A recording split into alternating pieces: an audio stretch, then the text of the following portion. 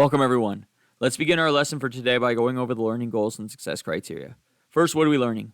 We're learning how to find the mean, median, and mode of a data set, how to find the range of a data set, how to recognize and remove any outliers from a set of data, to create intervals for data sets based on the amount of data and frequency of values, to create a frequency table for a set of data, to convert a frequency table into a histogram, to find the range of a set of data, to find the quartiles of a set of data, and to create a box and whisker plot to represent a set of data. How are we learning it? Through the statistics review notes and the statistics review assignment. When can we use this information? To find the average number of products that are sold by a company in order to predict sales rates and revenue, and to predict the likelihood of certain events occurring by applying the existing frequency of the event to future predictions. How do you know you learned it? By getting a score of 4 on the statistics review assignment. Now let's take a look at our agenda for today. We will begin by going over the learning goals and success criteria. While we do that, you'll fill out your Get It Started. Once you've completed your Get It Started, we'll go over it together and answer any questions that you may have. After that, we'll go over the statistics review notes, and I'll give you time to complete the statistics review assignment. Once you've completed the assignment, we'll go over it together and answer any questions that you may have. At the end of class, we'll go back over our learning goals and success criteria while you fill out your before you go. Your only homework for tonight is to work on any incomplete assignments that you may have. Let's take a look now at the statistics review notes. The notes begin with the learning goals and success criteria. How do we organize data? Well, first thing you need to do is collect your data. So get the data in. So always when you collect your data, arrange it from least to greatest. So whatever values you get, make sure that you put them in order from least to greatest. This will allow you to draw conclusions more easily. Then use your data to draw your conclusions. So let's look at an example here. These are results from a couple years ago. So this is the win totals for the Western Conference. So we're going to find the mean. And another way to say mean is the average. So we're going to find the average of the number of wins. So to calculate the mean, the first thing we do is add up all the total. And then once we've added them all up, we're going to divide by how many values are in the data set. So if we look here, we're going to take this win column and we're going to add all these together. So 49 plus 44 plus 43 plus 41 plus 40 plus 40 plus 40. So we add all 7 of those up. And when we add them all together, we end up with 297. So that's our total number of wins. Then to find the average, we're going to divide that by how many numbers we included. Well, we included 1, 2, 3, 4, 5, 6, 7. So we divide 297 divided by 7, and we get 42.4. So the average number of wins in the Western Conference is 42.4 wins. Let's look at another example. These are the TV ratings for ABC. So again, we're going to add up the totals and then divide by the number of values in the set. So here, we're going to look at the number of millions of viewers. So 6.238 plus 5.784 plus 6.496 plus 4.497 plus 4.169. So we add all those together, and we end up with 27.166. And then we're going to divide that by the number of shows that were included. So we included 1, 2, 3, 4, 5. So we divide this by 5, and we get 5.433. So this is the average ratings for a show on ABC. So this is the average number of viewers for a show on ABC. Now median. So the median is the middle. So what we're going to do is we're going to take all of our values, and we're going to put them in order from least to greatest. And then we're going to start crossing out one number on each side till we reach the middle. So we take our win totals here, and we're going to arrange them from least to greatest. So they're already in order. They're just from greatest to least, so we just flip them. So it goes 40, 40, 40, 41, 43, 44, 49. So we took our numbers and put them in order from least to greatest. Then we start crossing out one on each side. So we're going to cross out 40 and 49. So there's our first one. Then we cross out 40 and 44. Then we cross out 40 and 43. And what we're left with is 41. So the median number of wins for the Western Conference is 41 wins. Now let's take a look if there's an 8th team that was added in here. So again, we put them in order from least to greatest and then start crossing them out. So now we do that. 32, 40, 40, 40, 41, 43, 44, 49. And we start crossing them out. So 32 and 49, 40 and 44, 40 and 43. Now we're left with 2 numbers in the middle. So if we cross them both out, then everything's crossed out. So we just leave these 2 numbers, and then we're going to find the average of these 2 numbers. Remember, the average is like the mean. So we're going to add these 2 numbers together and then divide by the 2 numbers that we're looking at. So we take 40 and 41, and we add them together, and we get 81. Then we're going to divide it by 2 because we're trying to find the average of just these 2 numbers here. So we divide it by 2, and we get 40.5. So 40.5 is our median. Now mode. Mode is the most common. So it's the number that comes up the most often. So we put them in order from least to greatest, and then find the number that occurs the most. So we take our win total again. There we go, 40, 40, 40, 41, 43, 44, 49. Well, we can see that 40 occurs 3 times. 41 occurs once, 43 occurs once, 44 occurs once, and 49 occurs once. So the only one that occurs multiple times is this one, so 40 is my mode. Now let's look at this one. So we're back to our ABC viewership. So again, we're going to put them in order from least to greatest, and then figure out which one occurs most. So we got 4.169, 4.479, 5.784, 6.238, and 6.496. We should notice that there's none of them that occur more than once, so therefore there is no mode. Now, if there's more than one number that occurs multiple times, the same number of times, then you could have more than one mode. So you could say that 2 and 3 are your mode if they both occur the same number of times. But if one occurs more than the other, then you just go with whatever one occurs the most. Now, range. The range is a way to say the lowest and the highest values. So to find the range, you put them in order from least to greatest, and then state the lowest number and the highest number. So here we take our win total, put them in order from least to greatest. Our lowest number is 40. Our highest number is 49. So we'd say our range is from 40 to 49. Outliers. So outlier is another way to say a number that doesn't make sense, meaning it's a number that doesn't fit in with the rest of the data. So if I had a bunch of numbers and they were all bigger than 100, and then I had -6, well, -6 doesn't fit in that set of data at all. So to find outliers, you put them in order from least to greatest, and then pick out any numbers that don't fit. So if we take our win totals here, well, we have 40, 40, 40, 41, 43, 44, 49, and then we have this 15. Well, 15 is a long way away from the rest of the totals. So we'd say 15 is an outlier because it doesn't fit the data. Now, again, we take our point totals. We have 40, 40, 40, 41, 43, 44, and 49, and they're all really close to each other. So if there's nothing that really stands out, it's not really far away, then don't call it an outlier. Only call it an outlier if it's very, very obvious that it's way away from everything else. So in this one, we'd say there's no outliers. So even though 49 is a little further away than the rest of these from each other, it's not that far away. So we'll go ahead and keep it and call it not an outlier. Now there's a video here for you to watch on how you can check your work when working with mean, median, and mode using Symbol Lab. So go ahead and watch that video now.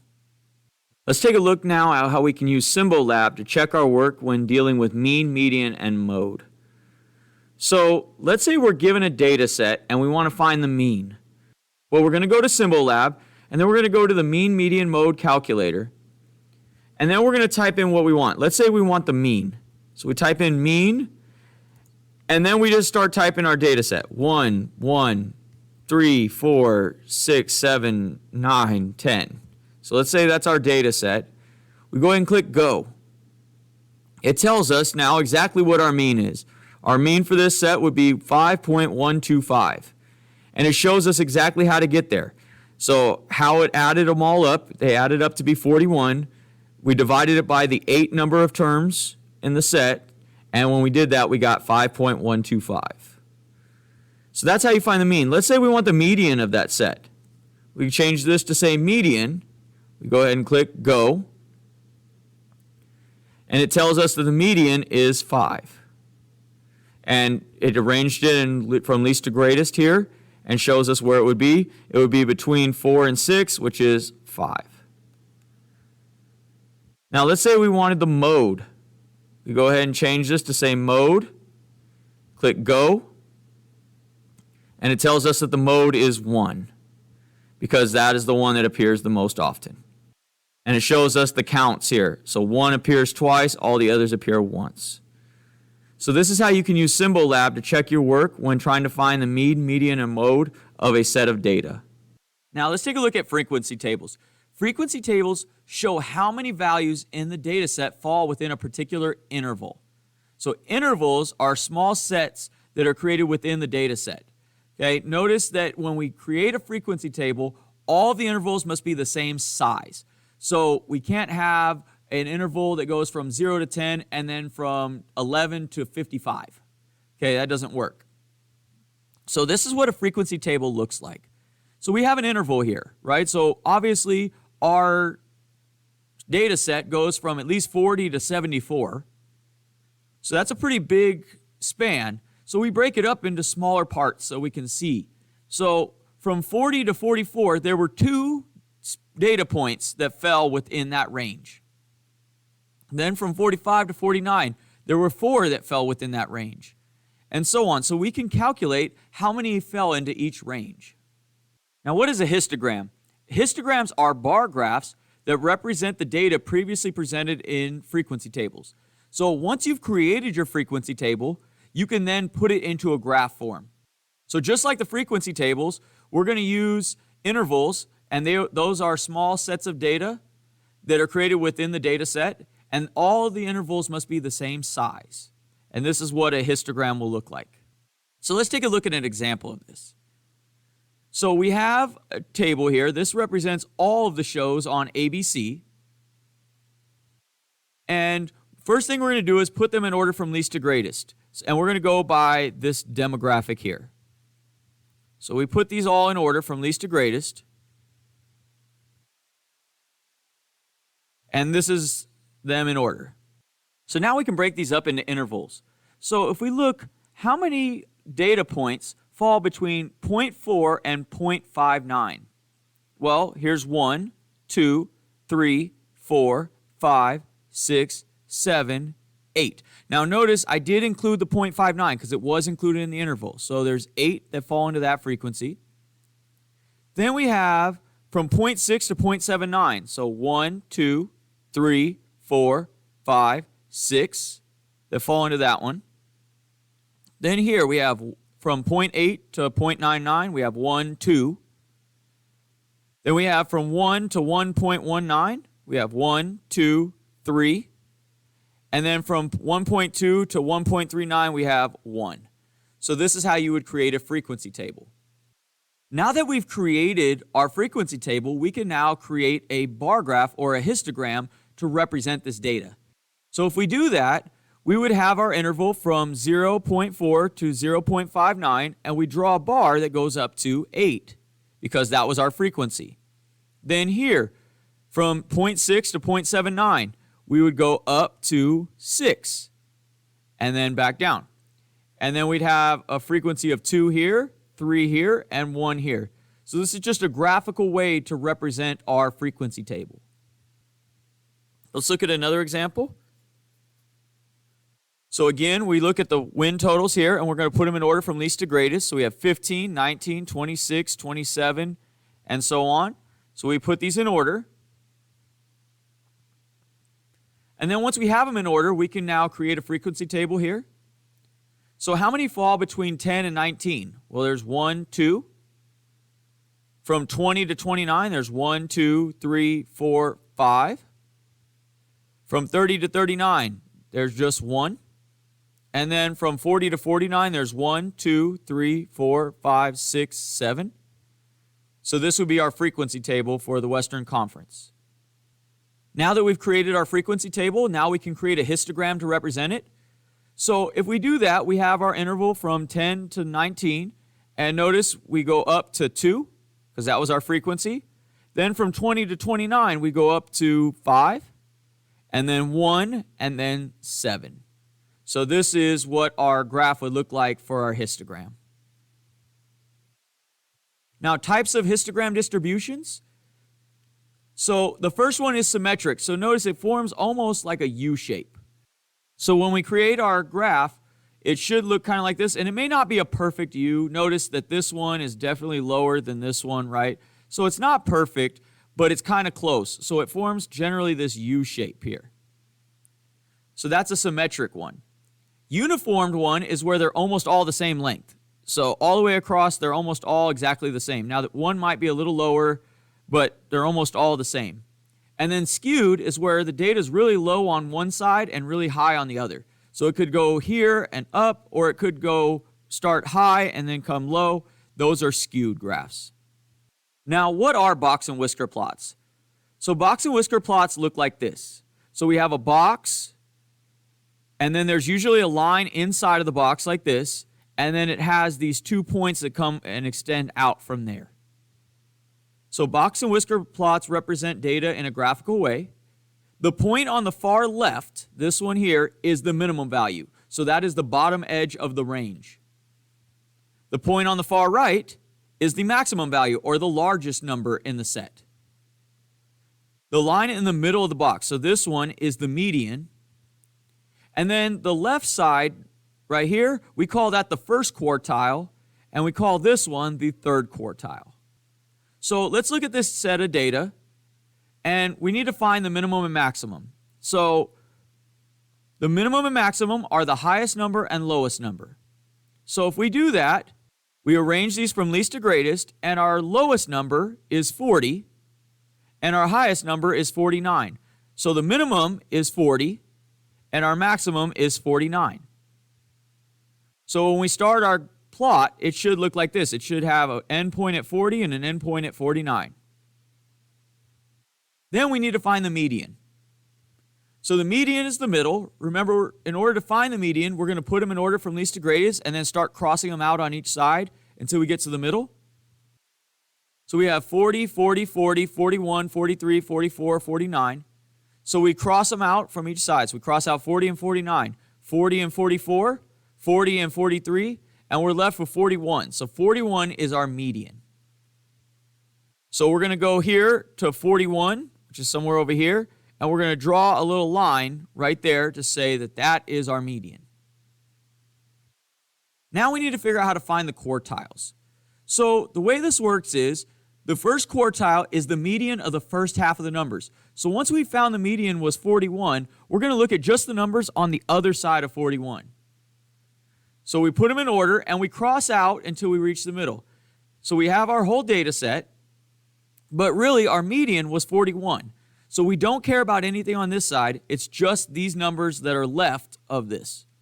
So we have 40, 40, and 40. So now we're going to go ahead and find the median of that set. So we cut this one, and we're left with just 40. So 40 is our first quartile. So we're going to go here to 40, and we're going to draw our line right there. So there's the edge of our box. There's our median. Now we need to find the other edge of this box. And we do that by finding the third quartile. So it's found exactly the same way, except we're going to look at just the right side of the median. So we put them in order from least to greatest. Here's our median, 41. So we're just going to look at the right side. So this is 43, 44, and 49. Then we cross out on each side until we get to the middle, and we're left with 44 as our median. So that becomes our third quartile. So we're going to go here to 44, draw our line in there, and then we just box it in. So this would be our box and whisker plot for this set of data. Now there's a video here that shows you how to check your work when trying to find the points for the box and whisker plot using Symbolab. So go ahead and watch that video now. Let's take a look now at how we can use Symbolab to check our work when dealing with the quartiles of a box and whisker plot. So let's say we have a set of data like 1, 1, 2, 3, 4, 6, 7, 8, 9, 9, 9, 10. So let's say that's our data set. And we're going to go to Symbol Lab and then go to where it says lower quartile calculator. So we typed in our data set. It says lower quartile first, and we're going to go ahead and click Go. And it tells us that our lower quartile, or our first quartile, should be 2.5. And it shows us step by step how to get there. So it took half of them, the first half, and then found the median of those, which is 2.5. Now let's say we want the third quartile. All we're going to do is change this word from lower to upper. So we type in upper and go ahead and put Go. And it tells us that the third quartile, or the upper quartile, should be 9. And it shows us the steps of how to get there. So this is how you can check your work when trying to find the quartiles of a box and whisker plot using Symbol Lab. Let's take a look now at the statistics review assignment. The assignment begins with the learning goals and success criteria. If we scroll down, we can see the questions. It says, given the data set below, what is the mode of the set of numbers? Well, we can see that we have 37, 42, 48, 51, 52, 53, 54, 54, and 55. So which ones appear twice? Well, only 54 appears twice, so that's our mode. So we go ahead and mark that as our answer. Then we'll scroll down and take a look at another one. This one says, what is the median of the set of numbers? So we would start crossing these out until we reach the middle. So 7 and 195. Then we'd go 91 and 121. Then 91 and 109. Then 102 and 107. And we're left with just 107. So that would be our median. And then we'd continue to answer all of these questions until we get to the end of the assignment. Once you get to the end of the assignment, go ahead and click Next. This will take you to your Before You Go. Go ahead and fill out your Before You Go and then submit your work on Google Classroom.